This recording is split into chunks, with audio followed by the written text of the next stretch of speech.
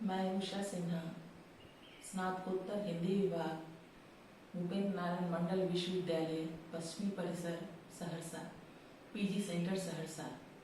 बच्चों, आज का वर्ग एमए सेमेस्टर प्रथम का है और विषय है हिंदी, नाम और उसके विविध रूप।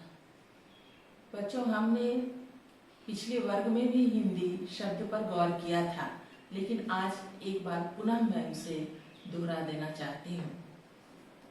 हिंदी शब्द का संबंध संस्कृत शब्द सिंधु से माना जाता है। सिंधु सिंध नदी को कहते थे और उसी आधार पर उसके आसपास की भूमि को सिंधु कहने लगे।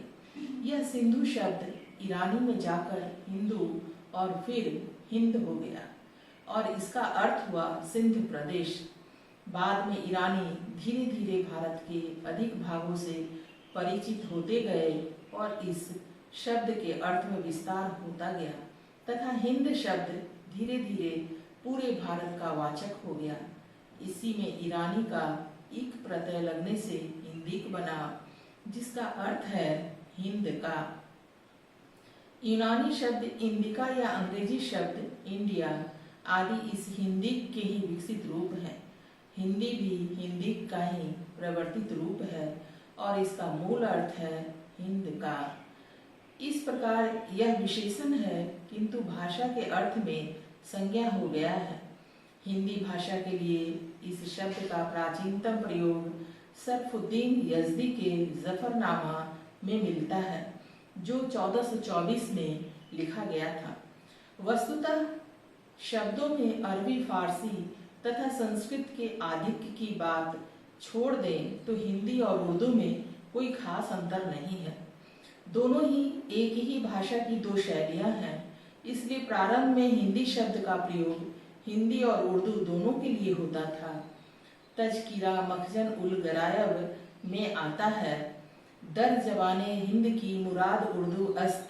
यहाँ हिंदी शब्द उर्दू का समानार्थी है, तो दूसरी तरफ हिंदी के सूफी कवि नूर मोहम्मद ने कहा है, हिंदू मग पर पौन राखियो का बहुते जो हिंदी भाखियो। यहाँ इस शब्द का प्रयोग हिंदी के लिए है। मुल्ला, वजही, सौदा, मीर आदि ने अपने शेरों को हिंदी शेर कहा है।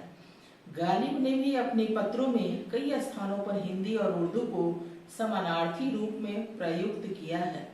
अनुमान है कि 19वीं सदी के प्रथम चरण में अंग्रेजों की विशेष भाषा नीति के कारण ही इन दोनों को अलग अलग भाषाएं माना जाने लगा। उर्दू को मुसलमानों से जोड़ दिया गया तो हिंदी को हिंदुओं से। यदि अंग्रेज बीच में न पड़े होते तो आज ये दोनों भाषाएं एक होती। हिंदी शब्द का प्रयोग आज मुख्य रूप से 3 अर्थों में हो रहा है। पहला, हिंदी शब्द अपने विस्तृततम अर्थ में हिंदी प्रदेश में बोली जाने वाली 17 बोलियों का द्योतक है। हिंदी साहित्य के इतिहास में हिंदी शब्द का प्रयोग इसी अर्थ में होता है। इसलिए इसके अंतर्गत ब्रज, अवधी, डिंगल, मैथिली, खड़ी बोली आदि प्रायः सभी में लिखित साहित्य का विवेचन किया जाता है। दूसरा, भाषा विज्ञान में प्रायः पश्चिमी हिंदी और पूर्वी हिंदी को ही हिंदी मानते रहे हैं।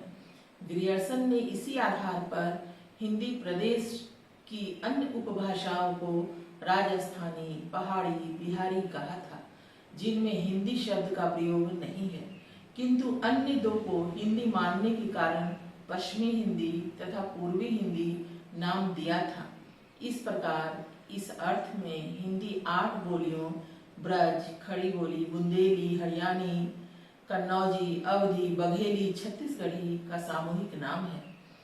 तीसरा, हिंदी शब्द का संकुचितम अर्थ है खड़ी बोली, साहित्यिक हिंदी, जो आज हिंदी प्रदेशों की सरकारी भाषा है, पूरे भारत की राजभाषा है। समाचार पत्रों और फिल्मों में जिसका प्रयोग होता है, जो हिंदी प्रदेश में शिक्षा का माध्यम है और जिसे परिनिश्चित हिंदी, मानक हिंदी आदि नामों से भी अभिहित करते हैं। धन्यवाद।